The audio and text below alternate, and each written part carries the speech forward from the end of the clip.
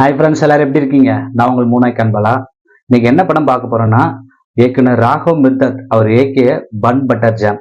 இந்த படத்துல வந்து பாத்தீங்கன்னா விஜய் டிவியோட புகழ், விஜய் டிவி புகழ்னா புகழ் இல்லை, விஜய் டிவியோட பிக் பாஸ்ல வின்னரா இருந்த ராஜு வந்து இந்த படத்தை வந்து ஹீரோவா அறிமுகமா இருக்கிறாரு. இந்த பன் பட்டர் ஜாம் டைட்டில் அப்படின்னு ஏன் இது வச்சாங்கன்னா, நான் ஃபர்ஸ்ட்டா பார்க்கும்போது எனக்கு 1008 டபுள் மீனிங் வந்தது. அதனாலதான் இது வந்து பன் பட்டர் ஜாம். ஏன்னா வெண்ணெய் இருக்குது, ஜாம் இருக்குது, பன்னு 2 பண்ணை வந்து கட் பண்ணி இது மேலே 1008 யோசனை எனக்கும் வந்தது. அதுக்கேற்ற மாதிரி தான் படமும் மூவ் ஆச்சுன்னு வச்சுக்கோங்களேன். ஆனா வந்து டைரக்டர் வந்து செகண்ட் ஹாஃப்ல வந்து நல்ல ஒரு ஜியாலஜிக்கலான ஒரு பண்ணுக்கான ஒரு விஷயம்லாம் சொல்லியிருக்கிறாரு.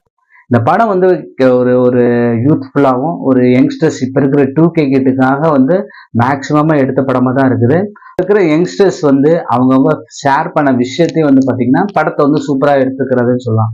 கொடுத்த காசுக்கு போயிட்டு ஒருத்தர் பார்க்க வேண்டிய படமா தான் இந்த படம் அமைஞ்சிருக்குது. நிறைய வந்து யங்ஸ்டர்ஸுக்கு இப்ப நடக்கிற விஷயத்தெல்லாம் வந்து கண்முன காட்டுறாங்க. இது வந்து பல அம்மா அப்பாவுக்கு வந்து ஒரு மிகப்பெரிய வருத்தமா தெரிஞ்சாலும் தியேட்டர்ல வந்து அது வந்து ஹாப்பி மூடா காமிக்கும் போது படம் வந்து நம்ம கலகலப்பா வச்சிருக்குது. படத்தோட மிகப்பெரிய பலமே வந்து பாத்தீங்கன்னா படத்தோட கேஸ்டிங் தான் சொல்லணும். அதுல மெயினா வந்து கண்டிப்பா வந்து சரண்யா பொண்ணு கண்டிப்பா பெஸ்ட் என்டர்டைனர் அவார்டு கண்டிப்பா கிடைக்கிறதுக்கு அதிக வாய்ப்பு இருக்கு.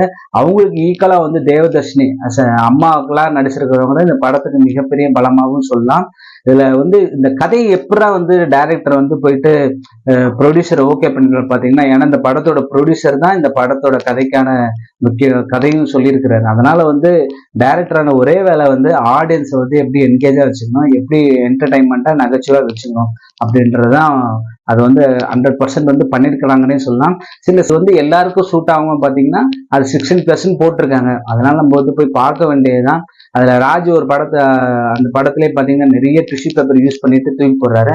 அதே மாதிரி வந்து லைஃபை ஈஸியா எடுத்துருக்கிறவங்க வாழ்க்கை கடந்து போகும், இதுல இறந்த காலம்லாம் ஒண்ணு இல்லை, இப்ப இருக்கிற காலத்தை சந்தோஷமா வாழலாம் அப்படின்றவங்க வந்து நம்மளும் பாப்கார்ன் வாங்கிட்டு டிஷ்யூ பேப்பர் வாங்கிட்டு நம்மளும் தொடச்சி போட்டு போக வேண்டியதுதான்.